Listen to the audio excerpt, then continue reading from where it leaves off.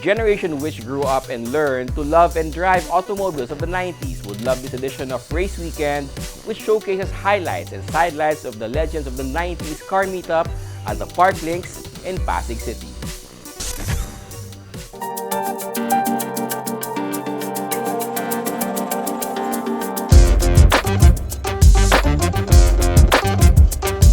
A collection of car enthusiasts and motorsports enthusiasts as we are here in Park Links in Libis for the Legends of the 90s Car Meet.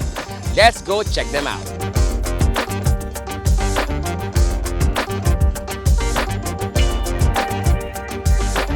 Pretty much it started over Facebook Messenger lang, no? It was actually the four of us, ako, si Robert, si Marco, si Ryan is not here, he's in China, right? Okay? So, we just made the messenger group and we realized na, teka, we all have 90s cars. Why don't we host a meet na with our friends na naka 90s cars din?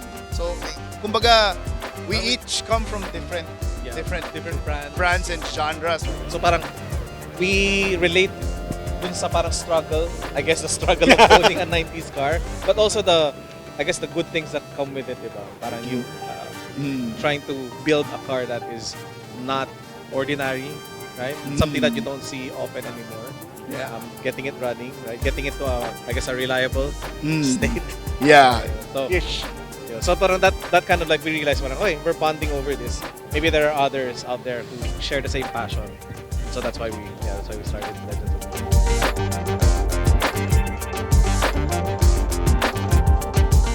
Yeah, yun. It started back in 2015 and back then, we only had what?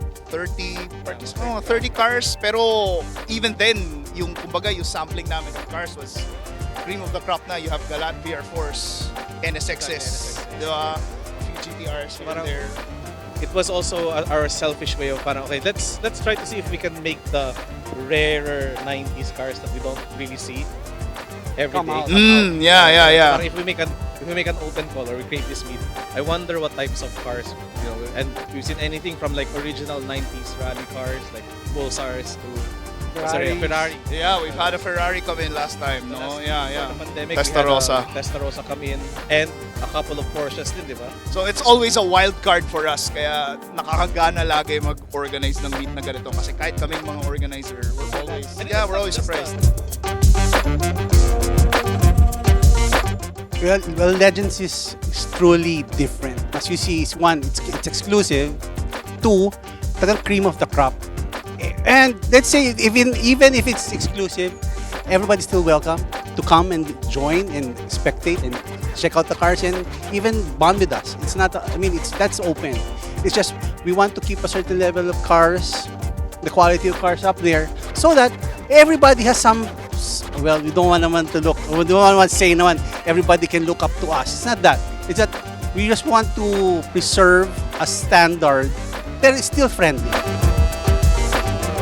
Well, it's mostly finding a car you want to build and really committing to it, doing a lot of research, doing your homework, what entails having to build a car like that.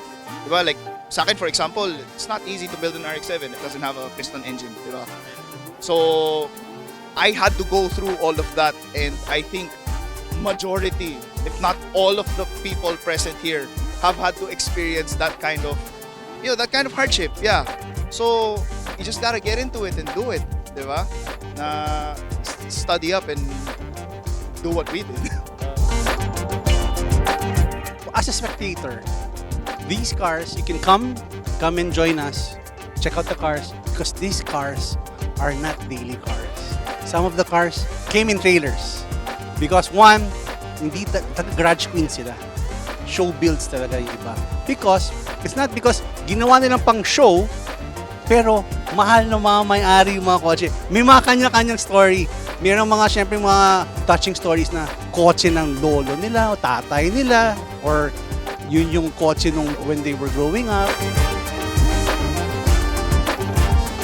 We are sensitive to stories of the owners and of the builds. We are.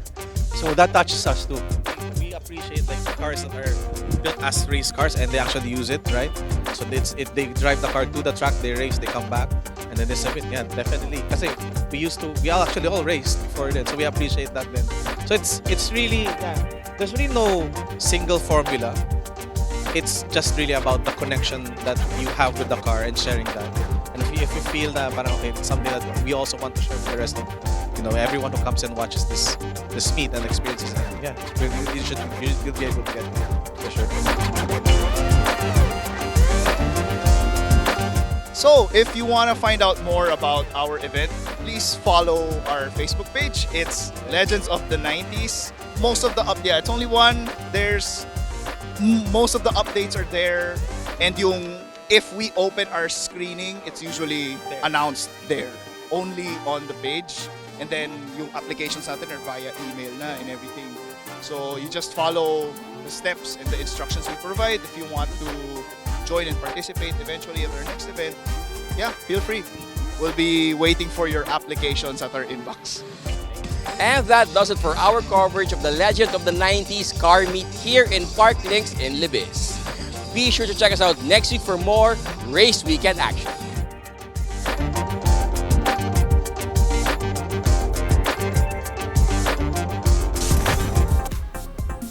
We'd like to thank Legends of the 90s co-founders Robert Tan, Orit Go, and Marco Palinar for the invite to their invite-only event showcasing the best examples of 90s era automobiles. We have a feeling this won't be the last car meet of the 90s legends.